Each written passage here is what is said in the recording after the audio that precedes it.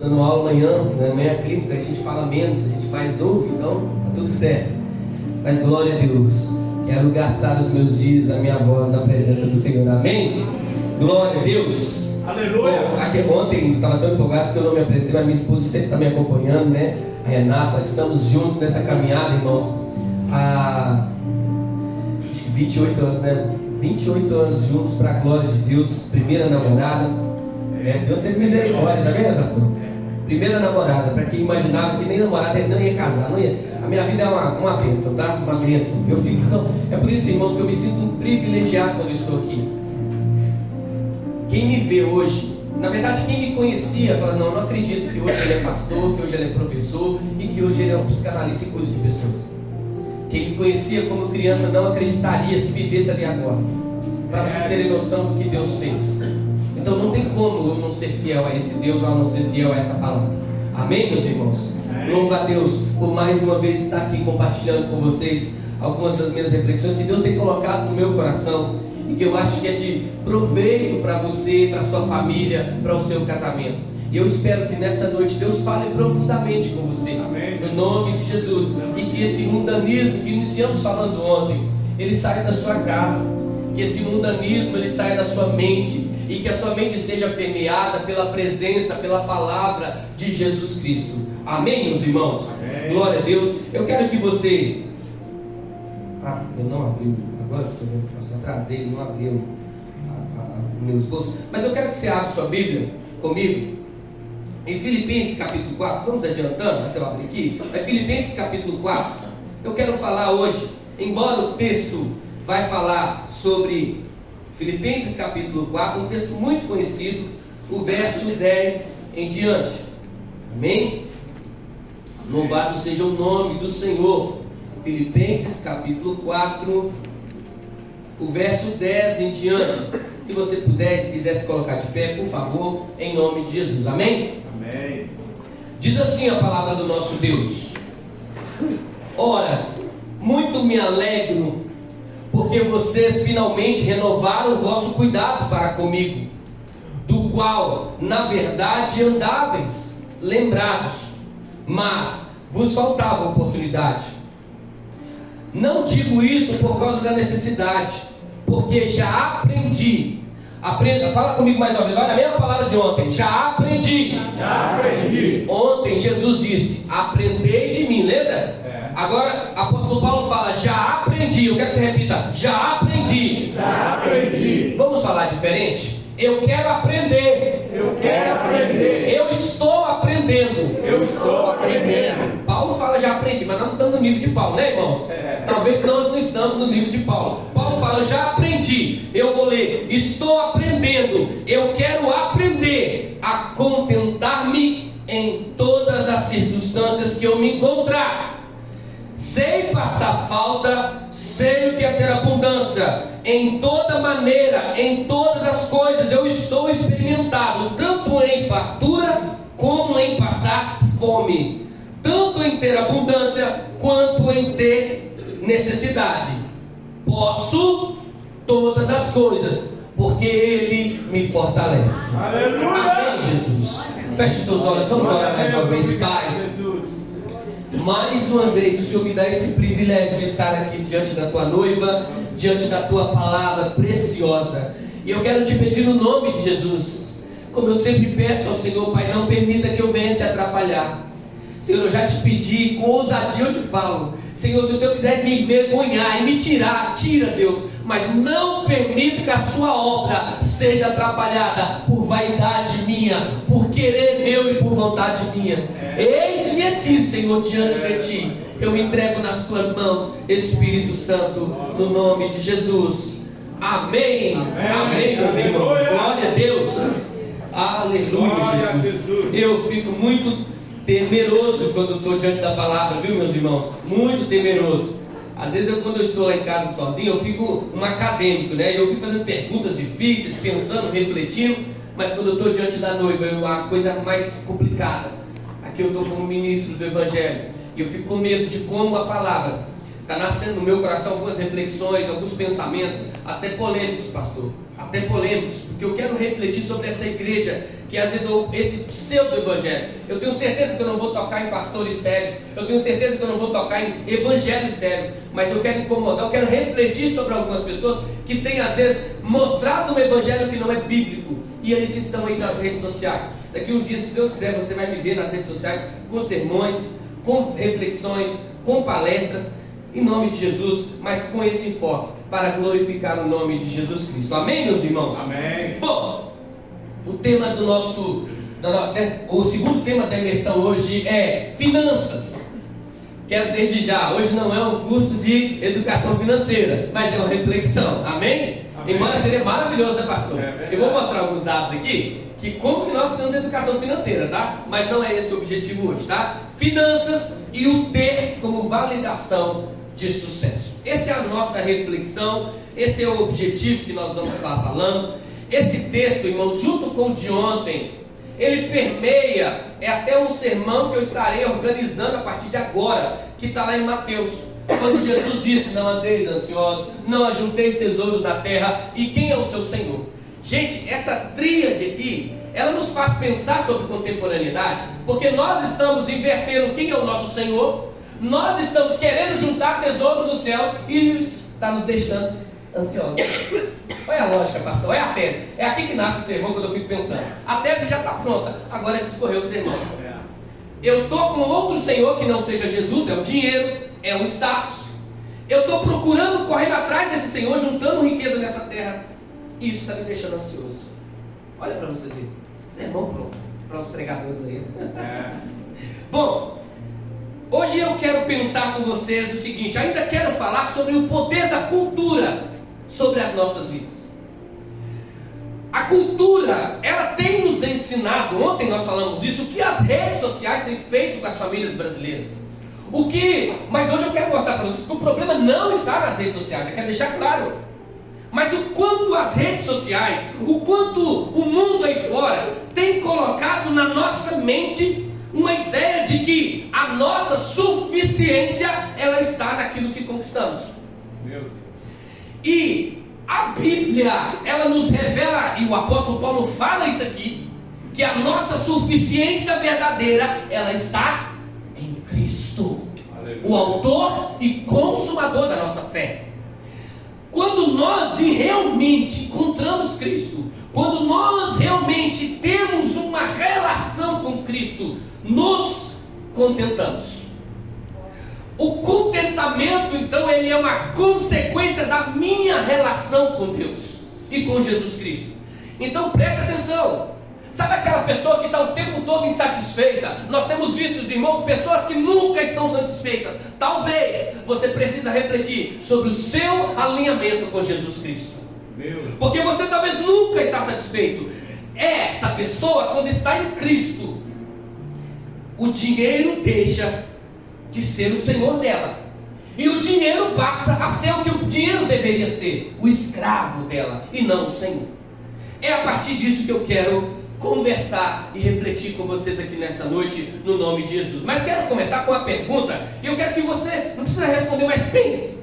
A minha voz está falhando, tá vendo? Pense, quem foi que definiu o que significa vencer na vida? Porque na sua cabeça, quando você pensa em alguém que venceu na vida, aqui está um problema para as famílias brasileiras. Porque parece que na nossa mente já tem um conceito, pastor. Alguém definiu o que é vencer na vida. E diante dessa força exacerbada do mercado, essa força exacerbada, nós achamos, e ainda perguntamos, eu ainda continuo perguntando, quem decidiu que o sucesso tem o mesmo tamanho da sua casa? Que o sucesso tem o mesmo tamanho e o valor da sua casa? Que o sucesso tem o mesmo tamanho e o valor do seu salário? Quem é que está definindo isso? Quem é que está definindo como uma sociedade? E aqui eu falo para os meus alunos da sala de aula. Eu dou aula de educação financeira. Eu disse, né, pastor, ontem, eu não estou na sala de aula mais, mas essa época é a época que eu faço pesquisa com os meninos. No Google mesmo. Depois você pesquisa para você ver. Hoje talvez vai estar diferente os números. Os números meus é do ano passado. Eu acredito que eles aumentaram. Percentual de endividamento do Brasil ou do brasileiro. O ano passado, pastor, estava em 76%. Número grave, sou bom para gravar número. 76% dos brasileiros estavam com alguma dívida atrasada. Cartão de crédito, prestação de carro, prestação de casa e alguma prestação. Shopee, o espírito da Shopee, espírito da Shein, espírito do Mercado Livre. Ele está deixando as nossas famílias endividadas. Ainda vem um outro demônio. Irmão, eu estou falando demônio aqui, entre as lojas das bets. De muitos cristãos endividando suas vidas com bets, em apostas de futebol. Isso é olha o nível que nós estamos chegando. Só que, pastor, qual que é a contradição aqui? Se eu tenho de cada 100 homens, de cada 100 famílias, eu tenho 76 com dificuldade financeira. Por que as redes sociais são tão perfeitas? Meu Deus. Por que as redes sociais parecem que está todo mundo bem? Tem ou não tem algo errado? Vocês percebem que isso não é fé, isso é ser racional? Caramba, tem algo errado. Se o brasileiro, na maioria, está endividado, por que quando eu olho para as redes sociais eu acho que aquilo tudo é verdade? Eu falo isso muito para os meus alunos. Cuidado, adolescentes tem muito isso da comparação. Não é só adolescente. As mulheres têm sofrido com isso, homens têm sofrido com isso.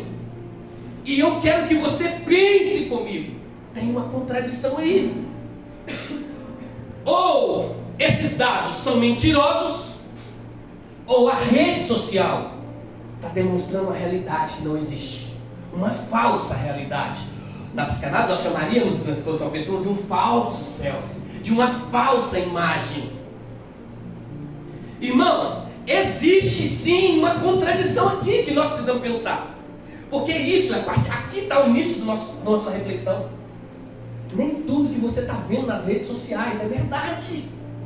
Eu mostro para os meus alunos o seguinte, tem uma foto e um vídeo. Porque eu gosto de trabalhar isso com eles. Olha, presta atenção que rede social é mentirosa. Na rede social, o casal numa lancha, pastor, beijando. Aquela coisa maravilhosa. Depois o vídeo, ela atropelando ele com o carro. Eu mostro para você, quem postou o vídeo não foram eles.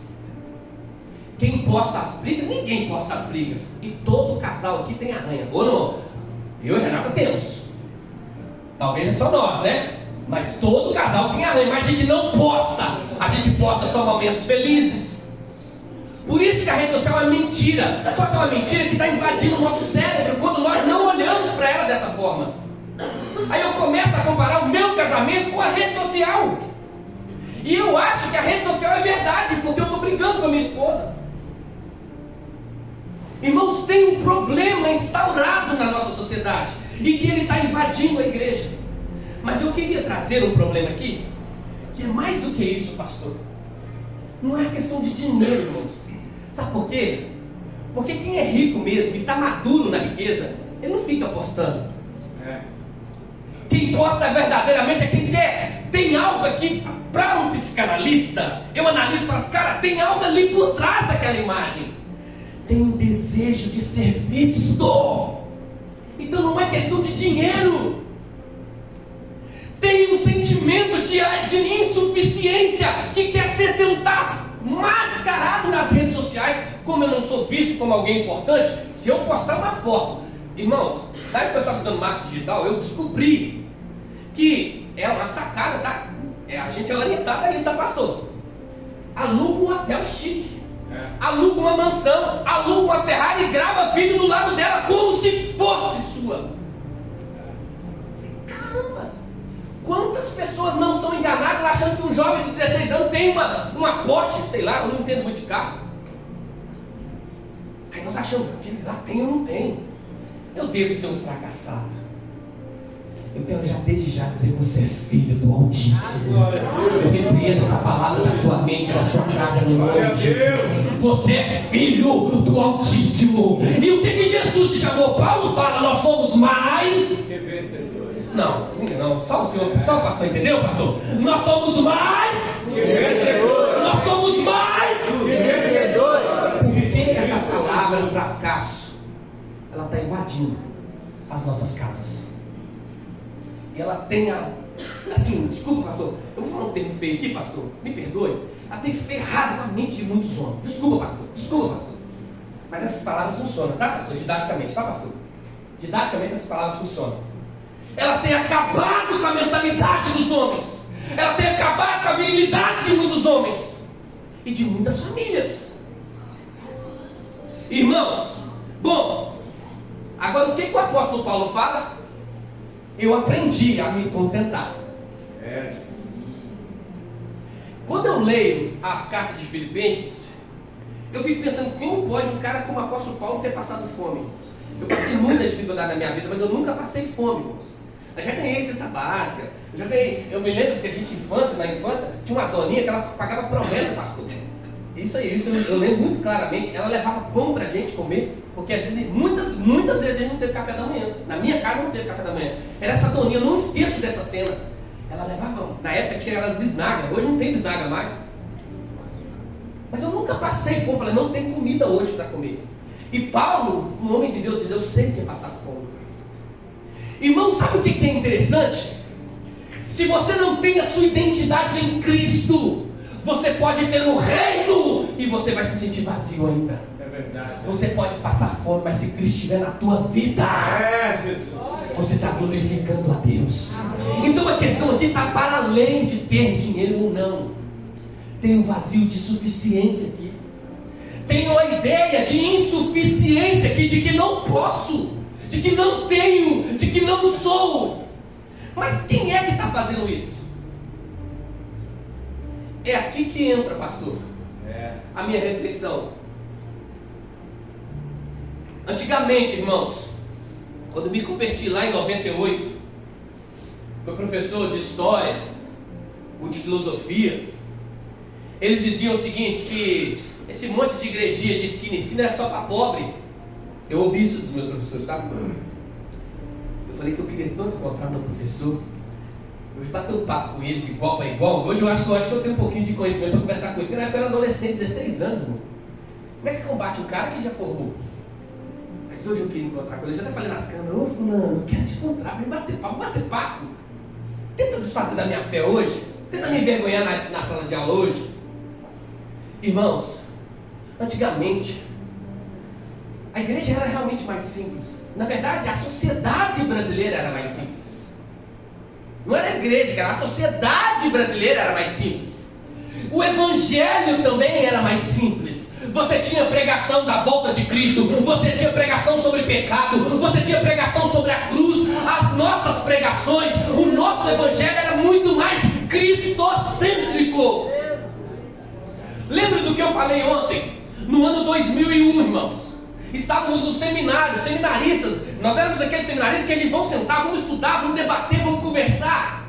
E estávamos pensando a igreja 10 anos depois, e nós falamos, a igreja vai se afastar, a igreja vai se esfriar, a igreja vai ser rotativa, a igreja vai deixar Cristo como centro, e vai começar a colocar coisas. Irmãos, hoje nós temos um evangelho que sequestrou a igreja, que é um pseudo-evangelho. É um evangelho que não prega mais a cruz, mas um evangelho que, nas entrelinhas, ele diz: você vale quanto você tem. Você vale quanto é e quanto vale o seu patrimônio. Mas nós temos um homem aqui, irmãos. Nós temos um homem aqui que escreveu 13 cartas no Novo Testamento. E ele disse: Cristo para mim é suficiente. E eu sei o que é passar fome. E isso não tira de mim a suficiência em Cristo. Mas tem irmãos e tem mulheres que, porque não tem o carro do ano, elas se acham insuficientes. Tem mulheres que talvez porque não está comendo a melhor carne, elas se acham insuficientes. Tem mulheres e tem homens que não estão usando as melhores roupas e se acham insuficientes. Jesus. Não é a coisa, mas é a sua relação e a sua intimidade com Jesus Cristo que está desconfigurada. Jeová. Porque o que a filosofia, eu vou falar de Jesus, irmãos, mas eu preciso falar de filósofo. Eu quero mostrar para vocês como que a Bíblia é assertiva. Platão, ele dizia o seguinte, que o homem é puro desejo. O que é isso, pastor? O homem não tem nada a satisfazer. Irmãos, Quando você vê esses políticos ricos roubando, eu falei, gente, nós somos assalariados. O cara tem milhões e ele ainda quer roubar. Isso explica o que o Platão está falando, irmãos. O homem é insaciável.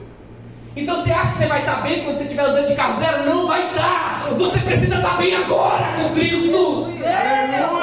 Porque quem não está bem agora com Cristo não vai estar quando estiver andando de carro zero. Não vai estar. Quer uma aplicação bíblica aqui? Quem é fiel? Se você é fiel no pouco, lá no mundo você vai estar. E não é o muito que vai tirar a sua fidelidade. Aqui, irmãos, eu faço uma crítica, porque não é o capitalismo o problema. Não é a rede social o problema, pastor. O problema é que nós estamos colocando o nosso desejo, a nossa sede, como o salmista diz, como a corça olha para as correntes das águas, a minha alma, ela anseia pelo Senhor. Mas, irmãos, nós temos visto muitos corações voltados às coisas materiais. Nós temos visto muitos corações. E a igreja, irmão, já tem mais de uma década. Nós podemos dizer que nós temos 2 décadas e meia desse pseudo-evangelho invadindo os nossos púlpitos, invadindo as nossas pregações, invadindo o nosso evangelho. E o que nós temos hoje? Uma igreja que se mede pelo que ela tem. É verdade. Tem um outro pensador que ele fala o seguinte, é o René Girard. Ele fala o seguinte, pastor: sabe como que eu desejo? Olha para você ver o poder das redes sociais. Que o problema não é as redes sociais, tá? Mas quando eu olho o outro, eu falo, é quase, irmãos, a grama do vizinho sempre é melhor que a nossa. Não é isso não, mas é quase. Porque eu olho para ele, olha, ele tem. Aí eu começo, além de invejar, eu começo a desejar o que o outro tem. E esse desejo, a mesma coisa que eu falei ontem, ele se transforma na nossa mente. Do que eu desejo, eu preciso. E aí ele começa a trabalhar baseado nesse desejo.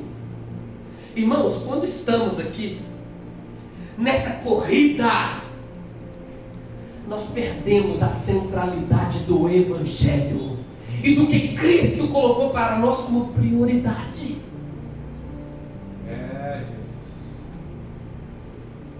Então preste bem atenção ao poder que as redes sociais estão exercendo sobre a nossa vida.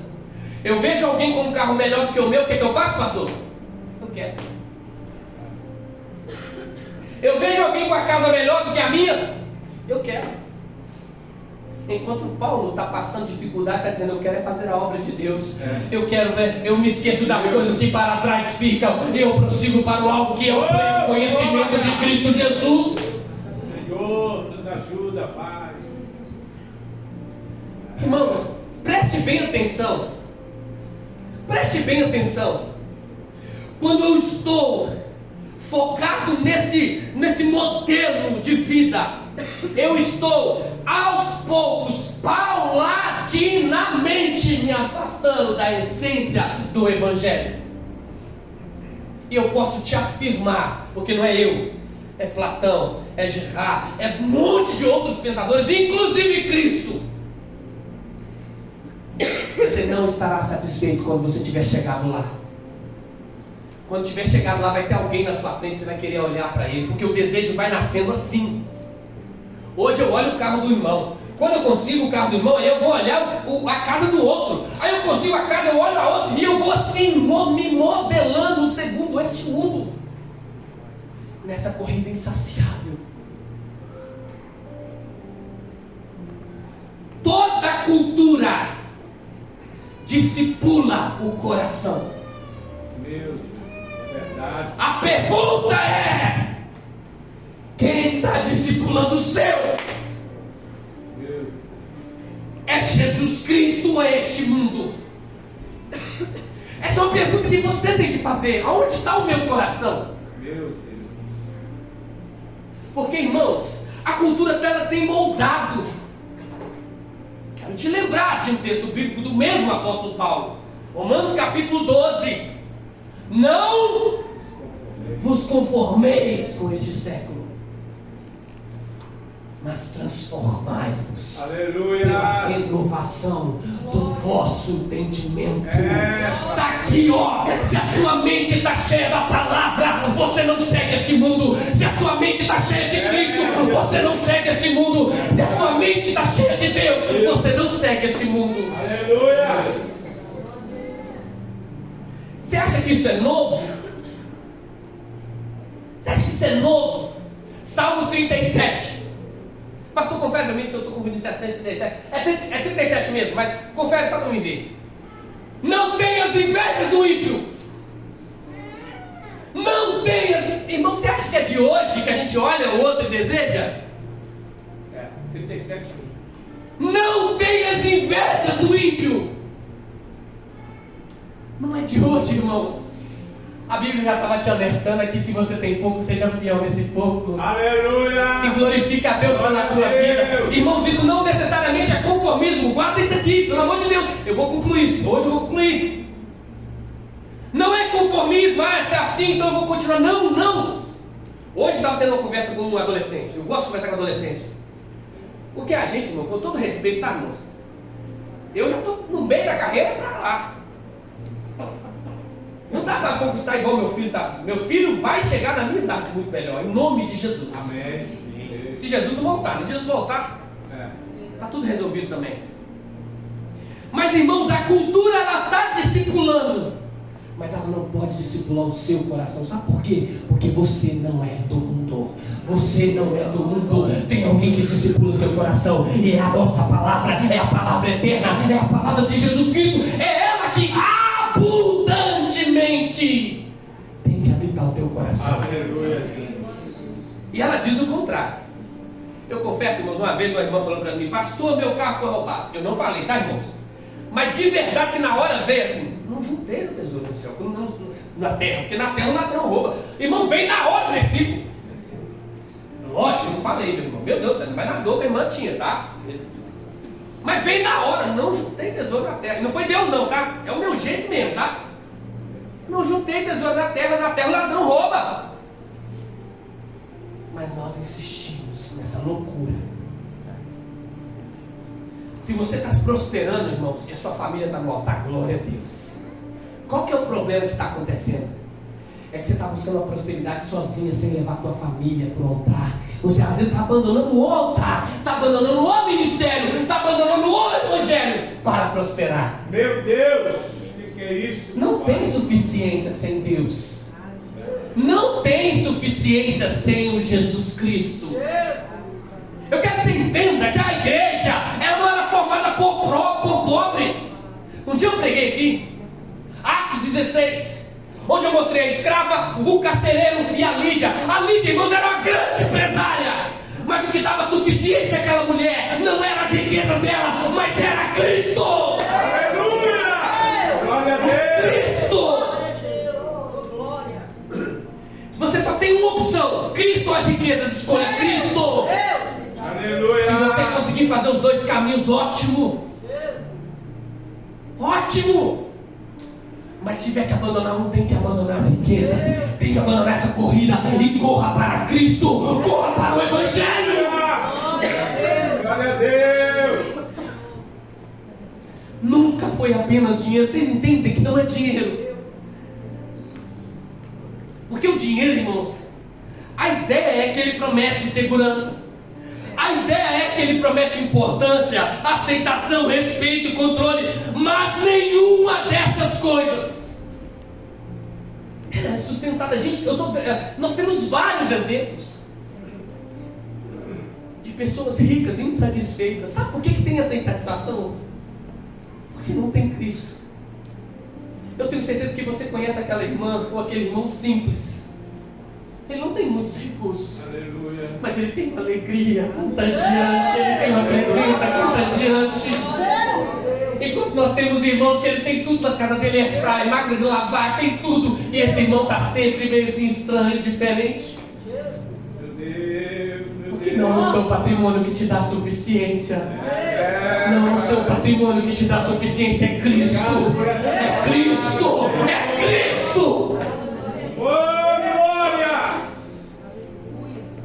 Irmãos, quando nós, porque essa é a questão, essa corrida, ela nos coloca em aquela corrida do hamster na casinha, e ele fica correndo, querendo alcançar, ele nunca alcança, gera em nós uma ansiedade, mas essa ansiedade não é por falta de dinheiro, é por falta de Cristo, porque Ele é o único que dá suficiência. Amém. Irmãos, eu espero que você tenha o prazer de conversar com alguém que talvez tenha só água com açúcar. Hoje a gente quase não vê. Lá em Garapé ainda tem, irmãos. Eu dou aula lá. A gente não tem noção. Na quarta-feira passada, um dos nossos alunos torceu o joelho, pastor. Eu perguntei, filho, o que aconteceu? Um menino de 13 anos. Caiu. Aí eu dei uma tonteira e caí. Fui ver o menino anêmico. Tem meninos que chegam às 7 horas da manhã e falam, o que vai ser de merenda? Irmãos, tem pessoas assim ainda. Aqui quando eu dava aula com o Betinho, eu não via isso. Eu falava, não, isso não tem, mas quando eu fui pra lá, eu falei, tem ainda, gente. Tem menino que chega às 6 horas da manhã sem blusa. E eu vou com 3, eu vou de moto. Não dá pra você ficar bem. Um menino, e aí você pergunta, você tá com frio? Não. Nós ainda temos uma realidade de irmãos assim que passam dificuldades. De famílias que ainda passam dificuldades. E eu quero que você tenha esse prazer de encontrar com um irmão que talvez não tenha tanto recurso como você tem. Não chama o Uber na porta. Tem menino que não conhece o shopping aqui de Betim, irmãos. Tem meninos que nunca foram no parque. Mas, irmãos, às vezes essa irmã, se é filho de um servo de Deus em Cristo, conversa com essa irmã, tem alegria. Conversa com essa irmã, tem regozijo. Conversa com essa irmã, tem suficiência e contentamento. Sabe por quê? Porque não são coisas que vai te trazer contentamento. É Cristo. A lógica é, Cristo me torna suficiente. A suficiência me torna, eu fico em contentamento. Irmãos, quando eu estava falando do evangelho antigo, a igreja ela abandonou esse evangelho. A igreja caiu, e eu me lembro disso, irmãos. Eu me lembro que eu estava na igreja. Ana estava nessa época lá. E o irmão chegou lá novato, visitando a igreja e tal. Ele já estava visitando há alguns dias. Pastor, eu vou falar para você que você não faz citar. E ele falou assim, pastor, a igreja está vazia, porque a igreja realmente era vazia. E durante a semana ainda mais complicado ainda.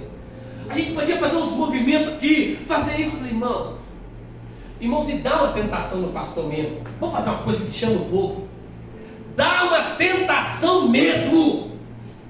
Se a gente falar que vai acontecer, nossa, a gente pôr alguma coisa aqui, a igreja enche. Tem muitos pastores que caíram nesse modelo de evangelho. Sabe a frase que eu desenvolvi para mim, pastor, nessa época? Deus não me chamou para ter sucesso. Deus me chamou para ser fiel. E eu vou ser fiel mesmo que seja com 5, com 3, com 2, com 1, mas eu vou ser fiel à palavra. Mas muitos renderam esse evangelho. O evangelho deixou de ser cristocêntrico e se tornou antropocêntrico. O que é isso? Antropo, homem no centro. Antes era Cristo no centro. O que o irmão agrada? O que a irmã agrada? Meu irmão, não é o que você agrada, é o que você precisa. E quem sabe o que você precisa é a palavra, é o Espírito Santo, é o Senhor Jesus Cristo. Mas tem muitos púlpitos, tem muitos evangelhos. Eu não posso chamar isso de evangelho, é pseudo-evangelho. Diz o povo não vai gostar. Eu estou falando isso aqui porque eu tenho liberdade como pastor. Mas talvez em outras igrejas ficaria meio assim, será que o pastor vai gostar? Porque tem gente que se incomoda com esse evangelho. Porque quando Paulo fala para Timóteo, vira comichão no ouvido, vira um comichão no ouvido. A igreja deixou de anunciar a suficiência de Cristo. E a igreja passou a anunciar uma espiritualidade baseada em resultados. Irmãos, na época, em 2000, isso piorou um pouco. Vivi essa fase, 2001 até 2008, mais ou menos, assim, mais ou menos. Eu acho que essa época foi o auge. Aquela época do G12, que invadiu as nossas igrejas. E aquela ideia, irmãos, Hoje, olhando como pensa, na época eu já criticava muito, embora eu participava, porque eu sei que célula, grupo pequeno é eficiente demais, irmão. Mas era um modelo que ele era baseado na eficiência. Quantas pessoas você tem? Aí você é bom. Irmãos, a igreja, às vezes, quando ela começa a promover uma pessoa pelo desempenho, ela está seguindo a lógica deste mundo. Deus te chamou para ser fiel. Pastor Divino, eu quero profetizar, fala essa palavra para você. Deus te chamou para ser fiel, pastor. Não é quantidade de pessoas. Eu sei que é uma tentação, irmãos, porque quando chega o aluguel da igreja, quando chega as contas da igreja, quando chega as coisas da igreja, o pastor não é fácil. Mas Deus te chamou para ser fiel. Porque de nada adianta. Sabe um pastor que foi uma influência na minha vida? Eu nem conheço, né, verdade? É um pastor que eu li livros dele, né? Que é o Bill Hybels. Depois de 20 anos, pastor, a igreja dele numerosa, ele falou assim: olha, eu venho a público dizer que eu formei simpatizantes do Evangelho e não discípulos.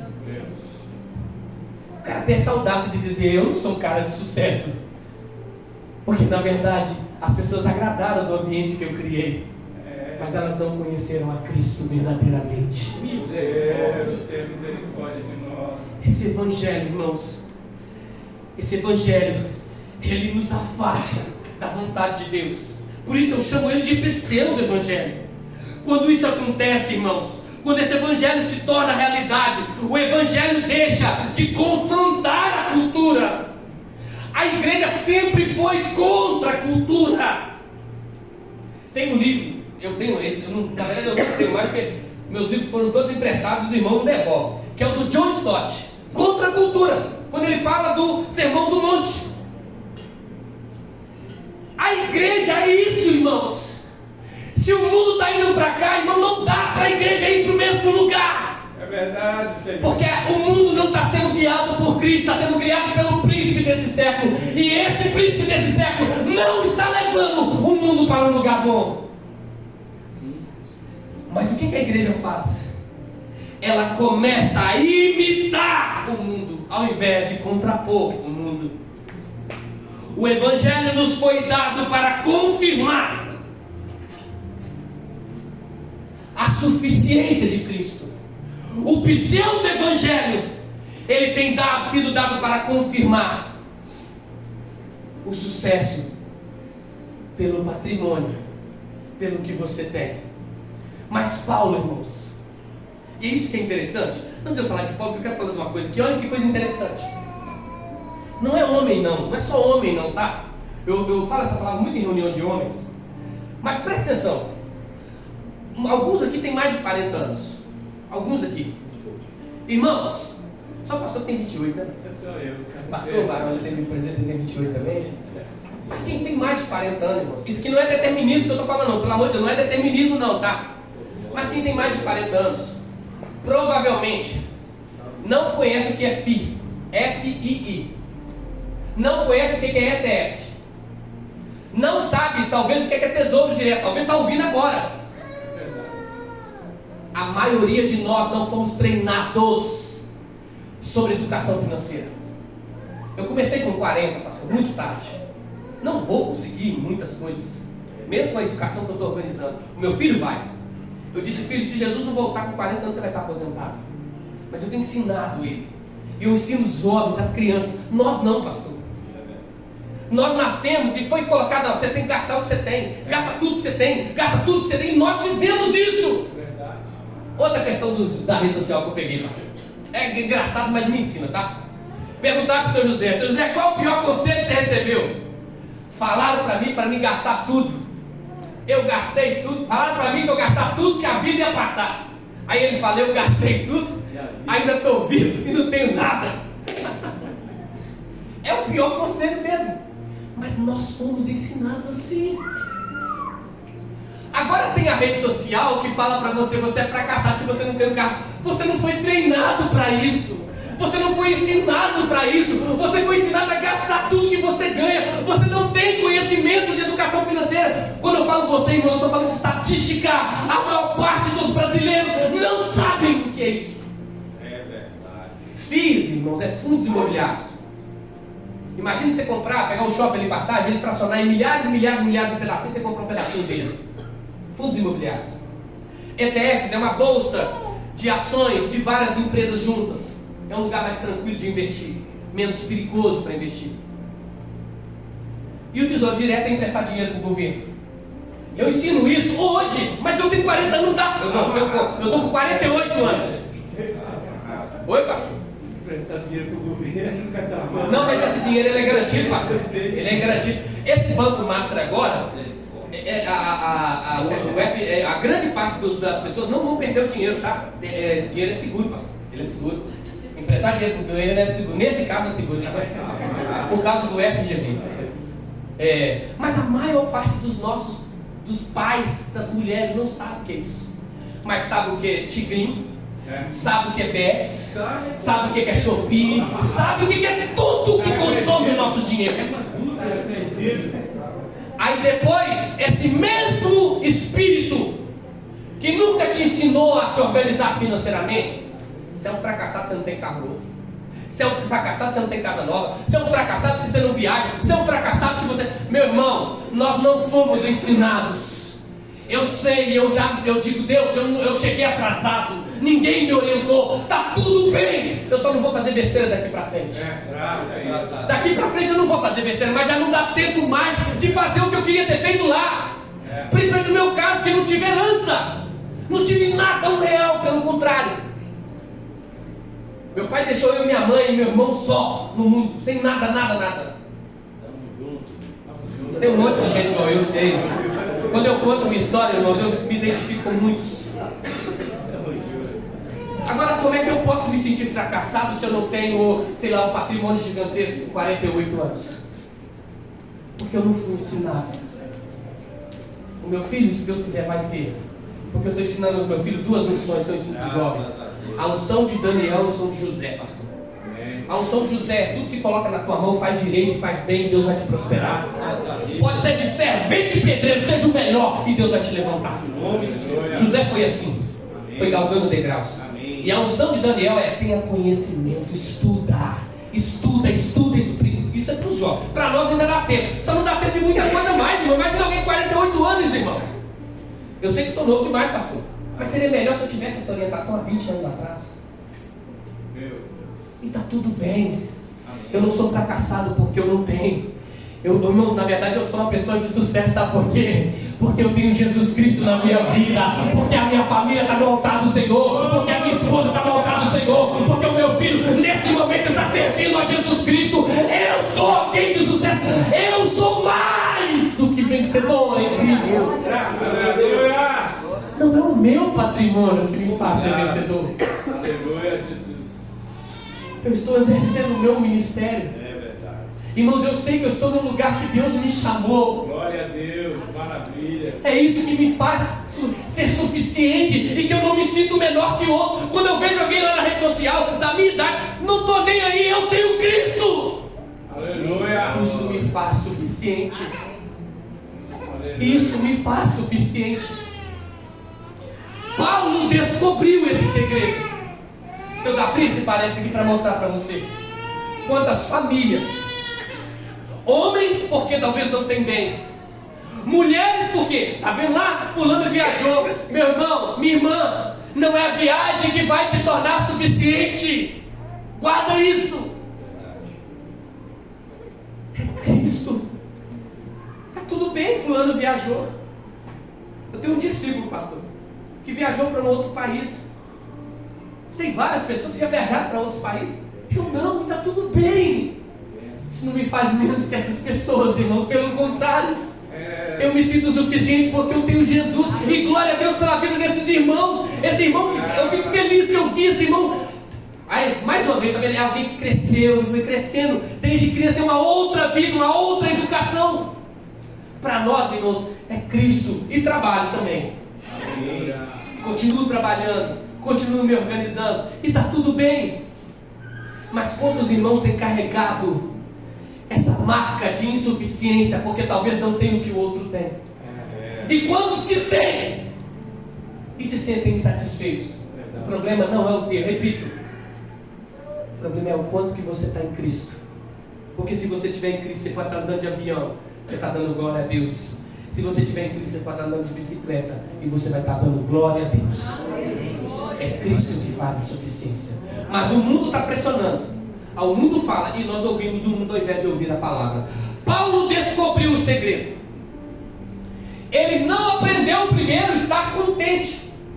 Ele não aprendeu a primeiro estar alegre. Ele não aprendeu primeiro a estar em contentamento. Ele aprendeu primeiro em ser suficiente em Cristo. Se eu não descubro primeiro a minha suficiência em Cristo, eu vou correr atrás de algo que nunca vai satisfazer. Eu quero repetir e declarar sobre a tua vida. A Bíblia diz: você é mais do que vencedor. Glória a Deus. Aleluia. Irmãos, você deveria dar um grito e dizer: glória a Deus bem alto. A Bíblia diz que você é mais do que vencedor. Glória a Deus. Aleluia. É isso que te faz, irmãos. Isso aqui, irmãos, não é nada contra o mercado, não é nada contra o trabalho, não é nada contra estudar, não. Eu acho que você deve fazer isso. Nós precisamos fazer isso. A história do protestantismo lembra bem isso. Que o trabalho é uma marca nossa. Aleluia. Mas o trabalho, é legal isso, olha. Os antigos calvinistas, os iniciantes do protestantismo, eles diziam o seguinte: eu trabalho para glorificar a Deus. Deu para entender isso aqui? Eu trabalho para glorificar a Deus. Aleluia. Não trabalho para me sentir glorificado. Olha o tanto que nós invertemos, irmãos. É forte. Eu trabalho para ser exaltado nas redes sociais. Fulano tá de carro novo. Eu trabalho para isso. E não para glorificar a Deus. Para exaltar o nome do Senhor com meu trabalho, com o meu ofício, no meu lugar que Deus me colocou. Paulo aprendeu que ele podia todas as coisas naquele que nos fortalece. Bom, quem aqui quantas vezes não entendeu esse versículo errado? Tudo posso naquele que me fortalece. O que eu pensei? Vou comprar um carro zero. Não, Paulo está falando, posso passar fome e vou estar bem. Tudo posso naquele que me fortalece. Eu vou viajar para outro país. Não, Paulo não está falando isso. Paulo está falando, posso passar frio. Aleluia. E está tudo bem.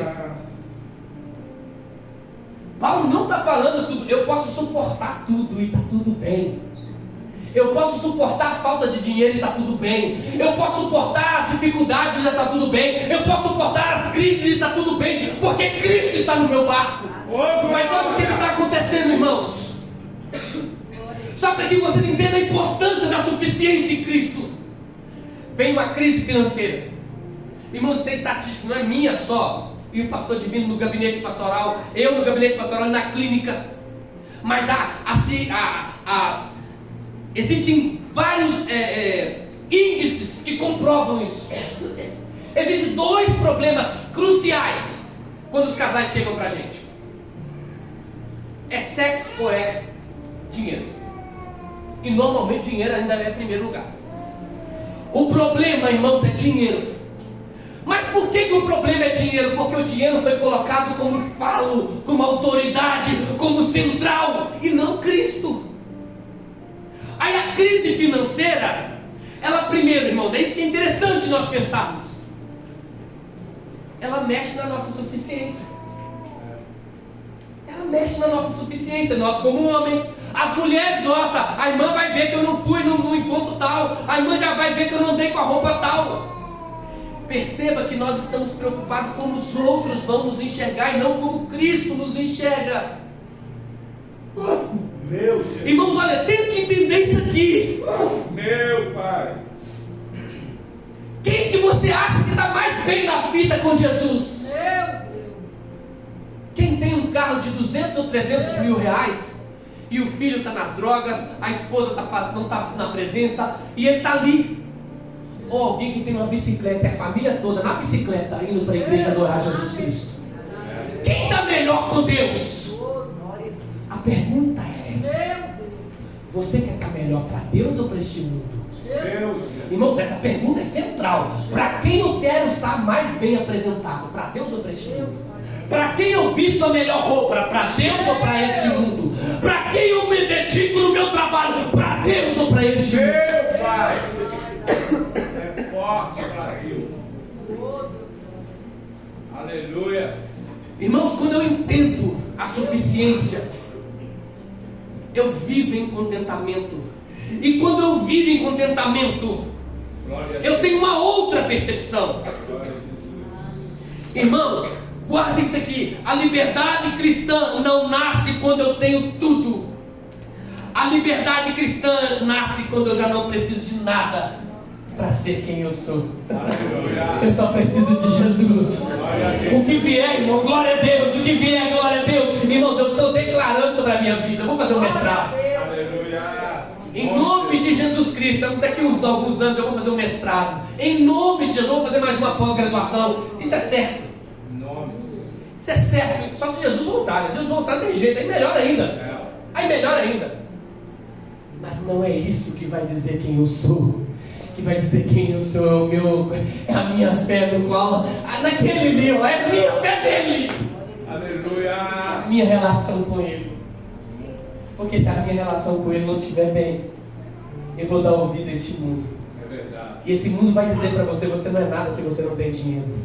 A sua resposta deve ser: está repreendido. Oh, Jesus, olha o que Satanás falou com Jesus. Transforma essas pedras então. Ganha dinheiro. Ganha dinheiro. Tenha coisas. Você está com fome. Você está com fome? Tenha coisas. O que Jesus respondeu?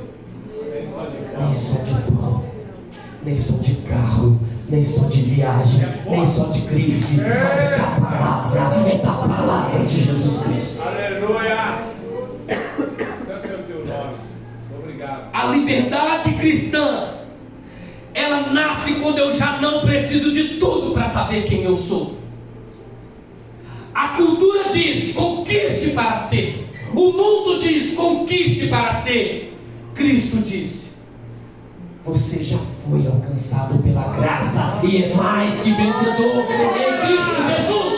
Glória a Deus. Aleluia. Santo é o teu nome, Jesus. Obrigado, Pai, por essa palavra. Aleluia. Irmãos, quando isso entra na minha casa, na minha família, no meu casamento, eu estou vendo que ela está grávida. Ele até foi ontem, sabe ontem, estava? Glória a Deus, que Deus abençoe, em nome de Jesus, meu querido. E que seu filho, sua filha, é filho ou filho, já sabem? Samuel, que o Samuel cresça nessa mentalidade. Deixa eu ver esse mundo entrar na mente dele, não, em nome de Jesus. Em nome de Jesus. Irmãos, quando isso entra na nossa casa, isso mexe na nossa identidade. Porque eu começo a achar que não sou ninguém. Quando esse mundo entra na minha mente, irmãos, eu tenho ouvido homens que se sentem fracassados só porque o cara não tem dinheiro. Irmãos, essa palavra, quando eu tenho falado, mas não é só homens, tá? Mulheres também que se sentem inferiorizadas porque ela começa a se comparar com a rede social. Repito, a rede social é uma mentira. Não é verdade. Ali talvez ela teve um momento de felicidade como eu e você temos. Eu tenho uma foto, eu e minha esposa, lindos, na praia. Eu carregando ela aqui, pastor, coloquei ela aqui no meu ombro. E a coisa mais linda. Aí, que casal feliz. Oh, Jesus, vocês não conhecem. 28 de casamento, muita conversa, né? Muita conversa. Graças a Deus, a gente não briga muito, pastor, mas a gente conversa, mas, meu Deus do céu, essa conversa intensa. Mas quem olha as fotos nossas, ninguém olha porque na verdade a gente não posta, pastor. Ninguém vê essas fotos, ninguém nunca viu. Porque eu tenho uma estratégia que eu posto, mas é só eu, ela e meu filho que vê.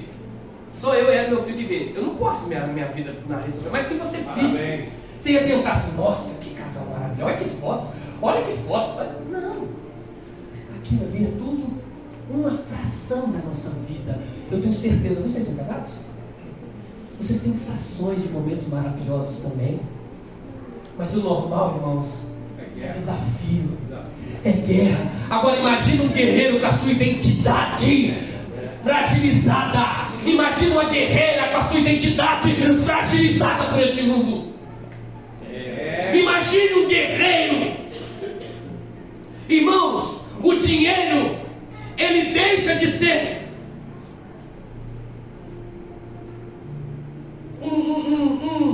um escravo e se torna um senhor. E aquilo que eu falei ontem, aquilo que deixa uma discussão de toalha se torna uma guerra de feridas e uma exposição de feridas na mesa. Mas Paulo nos ensinou: quando eu me entendo em Cristo, o patrimônio deixa de ser a minha identidade. Na minha família, irmãos, o dinheiro deixa de ser motivo de comparação. Eu entendo. Vocês imaginam, irmãos? Eu quero te lembrar da igreja primitiva. Está lá a Lídia, está lá o carcereiro e está lá a escrava. A escrava não tinha nada. O carcereiro era um funcionário público. A Lídia era empregada. Todos eles eram um em Cristo. Ninguém se sentia maior que o outro. É forte, E nem menor. Porque o que media aqueles irmãos era a presença de Jesus Cristo, não o bens que eles tinham. Aleluia. A igreja sempre teve esse. Tem irmão que trabalha mais mesmo, tem irmãos que estudam mais mesmo. Esses irmãos vão prosperar. É, pai. É verdade. Agora, quando eu tenho minha identidade em Cristo, o dinheiro para de ser um motivo de comparação. O casal deixa de competir, pastor. Aquilo que eu falei ontem. Pode esperar, porque vai aumentar. Os problemas dentro dos gabinetes, nas clínicas de terapia de casal. Porque é uma competição no lar. Porque é o dinheiro que é o motivo de autoridade, não é Cristo. É o dinheiro que é o centro, não é Cristo. Agora imagina, irmão, um homem que foi chamado, pastor, guarda isso aqui, pastor, que coisa interessante, para ser o cabeça do lar, mas que sente ferido porque talvez a esposa ela ganha mais que ele. Olha a dificuldade, olha o desafio que esse mundo coloca. O homem pode ganhar um salário mínimo, a mulher 10. Nós vamos dar uma discrepância violenta. Eu estou atendendo uma pessoa rica. Isso não é antiético, tá? Vocês não têm noção da pessoa, tá? Vou trocar até os personagens aqui. E ela namora com uma pessoa simples. Ela viaja para Paris. O namorado para Guarapari. É um jogo desigual muito grande. É um desafio. Ela que trouxe isso, tá? É um desafio, pastora. O meu maior desafio quando casei, uma vez eu propus a minha esposa em terminar. Eu peguei a aliança e está aqui, ó. Eu acho que eu não vou ser homem para dar uma vida que seu pai te dá. Graças a Deus nossa vida é melhor, né? Graças a Deus a gente conseguiu melhor. Mas era um desafio, irmãos. Você tirar a mulher da casa do pai dela, o pai dela dava tudo e falar, será que eu vou ser melhor? Olha a ideia da suficiência aí, pastor. Mas isso era quase 30 anos atrás lá, um menino ferido, insuficiente ainda em Cristo. Olha que coisa mais legal. Irmãos, agora imagina um homem desse casado. Se o dinheiro é a autoridade, como é que ele vai se sentir autoritário dentro de casa? Autoritário não, autoridade dentro de casa, autoridade espiritual dentro de casa. Olha o desafio que nos espera aí, que eu já estou vendo com os meus olhos. Porque eu vejo os meninos com 25 anos jogando Free Fire ainda. E as meninas já estão fazendo pós-graduação. O que vai dar isso, irmãos? Os meninos não querem, porque está sendo proposta essa vida fácil. É essa que é a questão, irmão. A rede social mostra que é tudo fácil. E não é, tem que ter trabalho.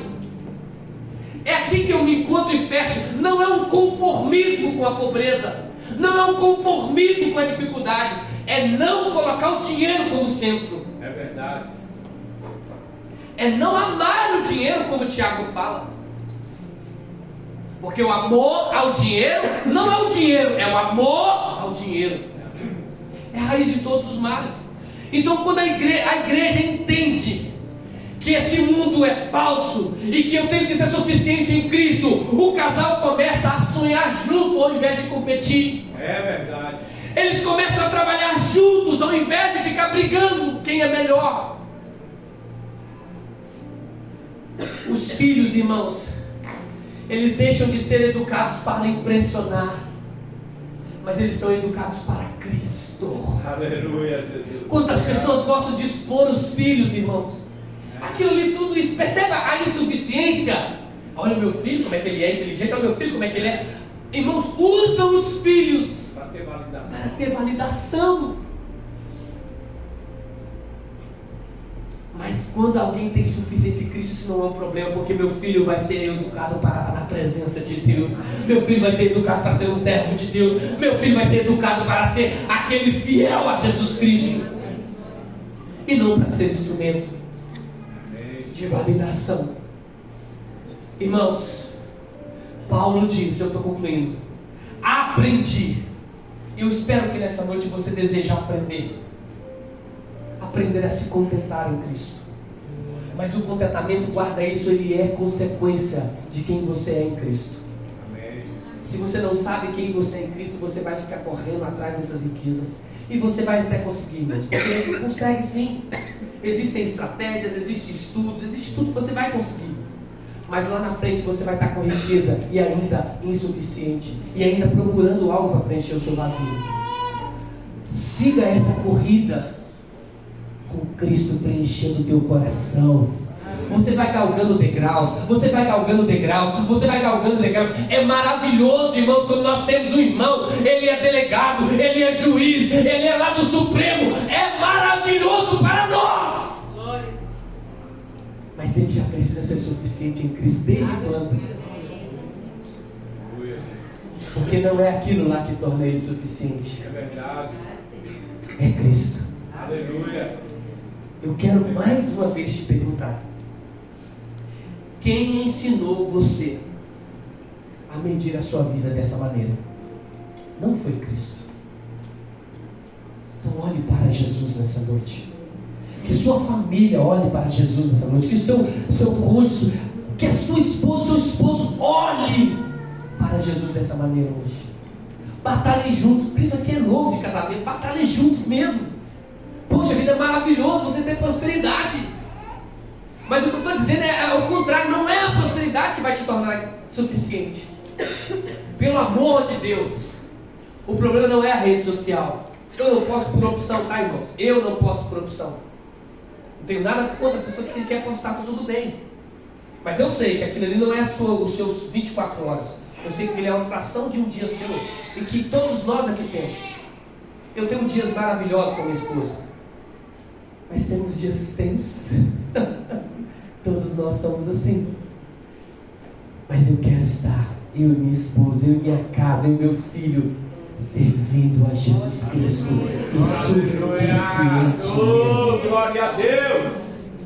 Eu quero que o Espírito do Senhor Jesus, ele continue falando no teu coração, meu irmão, e te incomodando a pensar sobre isso. Talvez o mundo está na tua mente. E esse mundo precisa sair da tua mente e entrar a palavra. Talvez você está correndo atrás das riquezas deste mundo. E Jesus está dizendo: corra atrás daquilo que vai viver eternamente. Se você consegue aliar as duas coisas, maravilhoso. Mas não deixe Jesus Cristo, não deixe a presença na sua casa, no seu casamento. Que o Espírito de Deus possa falar mais no teu coração, no nome de Jesus. Amém? Amém.